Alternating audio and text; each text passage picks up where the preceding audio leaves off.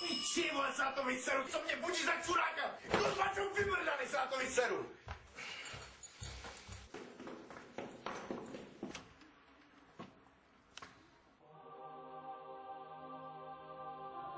Dobrý den, mladý muži. Můžu vám položit jednu životně důležitou otázku? Co?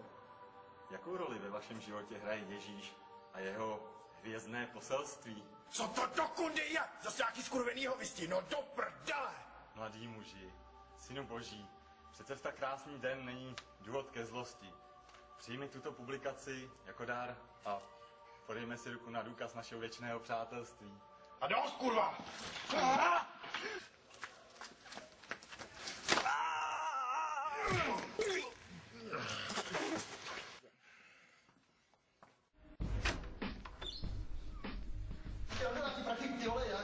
Nemám, vole. Cože, kurva?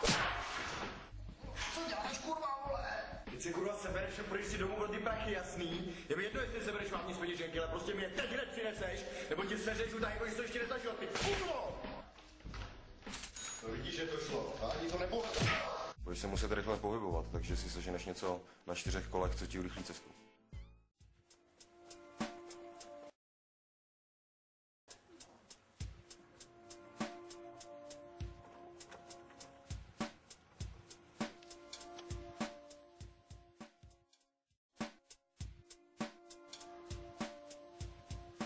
Ty vole, to je na hovno. Kus! Domů!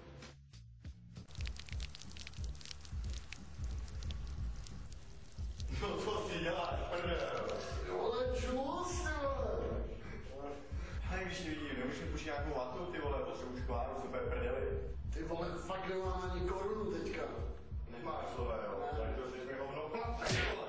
Ty vole, to si děláš prdel, tohle, ty vole, co to je, když nemá žádnou pěnu. Jo, tak pán bych chtěl s pěnou, jo? No ty vole, to je jasný, takovýhle canky pít nebudu.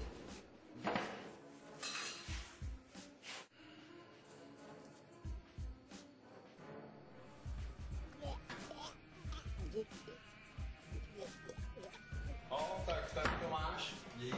No.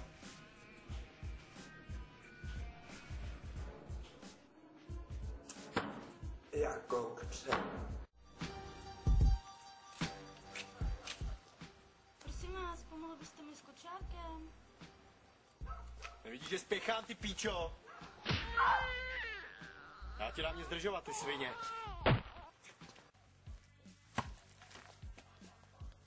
Hej, kámo, přihraj.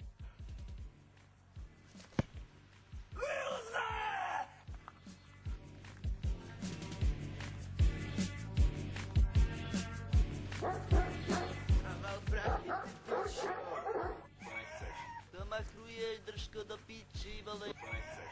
Já pomohl, ty čuráku. Fakt nechceš. Ti mrtka poskače.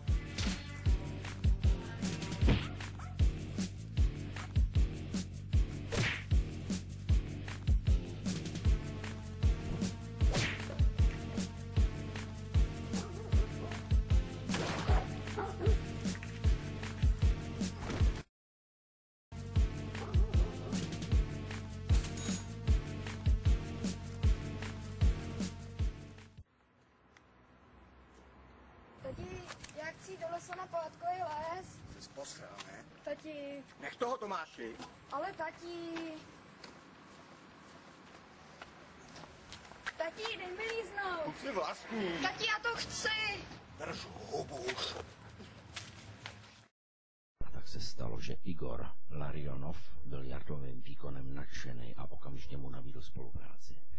Jarda nabídku bez váhání přijal a starý Larionov si ho hnedka oblíbil.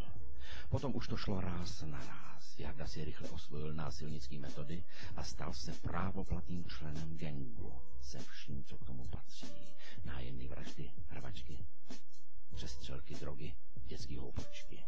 Tohle všechno bylo denní náplní jeho života. Takhle to pokračovalo asi 2 roky a Jarda se postupně vypracovával dál a dál. Bohužel jednoho dne při exkurzi biofarmy na severu Čech ochutnával čerstvé, teplé mléko a zaskočil mu kozí chlup, který ho po chvíli zardousil. Pokusy o resuscitaci se nezdařily a Jarda tak ve věku 26 let tragicky skonal. Život není krásný.